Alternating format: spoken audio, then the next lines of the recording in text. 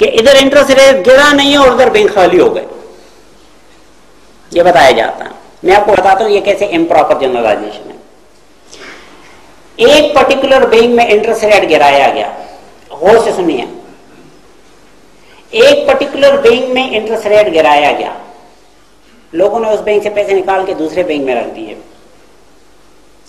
पर उस बैंक में पैसे कम हो गए, सही।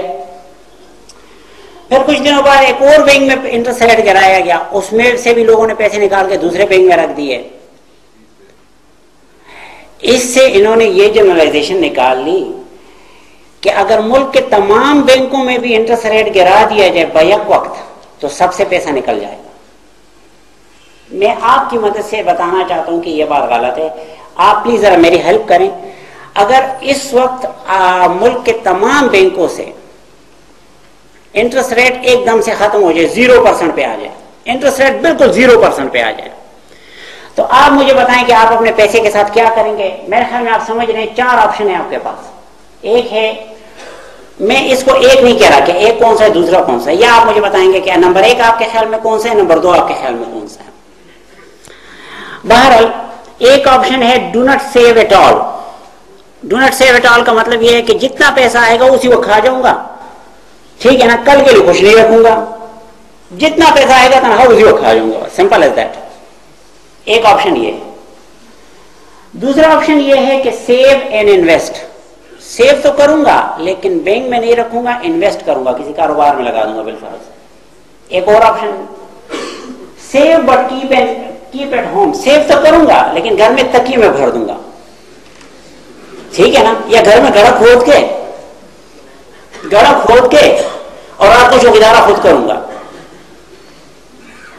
मुझे इत्मीनान नहीं है कि बैंक मेरे पैसे का सही चौकीदारा करता है कि नहीं करता, लिहाजा मैं खुद चौकीदारा करूंगा। और आखिरी एक ऑप्शन है कि save and keep it in bank. Save करूंगा और बैंक में रखूंगा। ऑप्शन सारे समझ आ गए। जिन दोस्तों के ख्याल में पहला ऑप्शन कौन सा है, दोस्त आप मुझे बताएं कि पहला ऑप्शन आपके ख्याल में कौन सा है।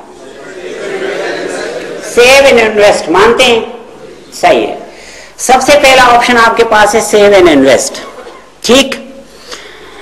अच्छा जी, सबसे पहले टॉप प्रायोरिटी पे आप है सेव एंड इन्वेस्ट। इसके बाद दूसरी कौन सी है? ये कह रहे हैं कीप एंड बैंक। क्या कह रहे हो, घर में नहीं रखोगे? घर में नहीं रखोगे, क्या नुकसान है घर में रखने का?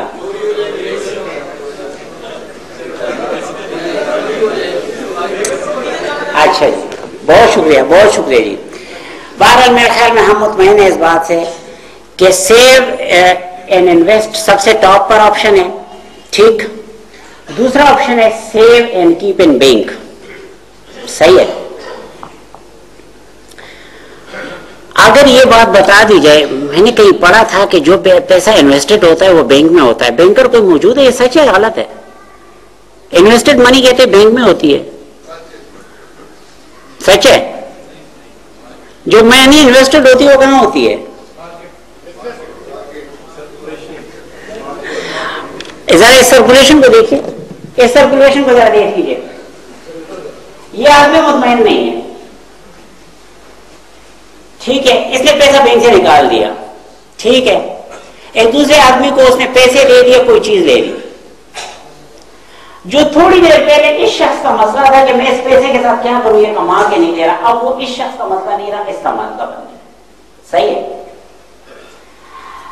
इसने भी वो पैसे, अब वो उस मुसीबत इसको पड़ गई कि मैं इसके साथ क्या करूं। यही 4 ऑप्शन इसके पास है, ठीक है।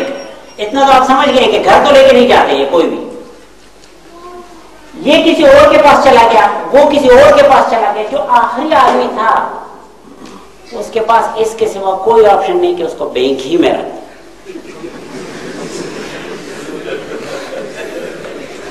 उसके पास इसके सिवा कोई ऑप्शन नहीं कि उसको बैंक ही में रख।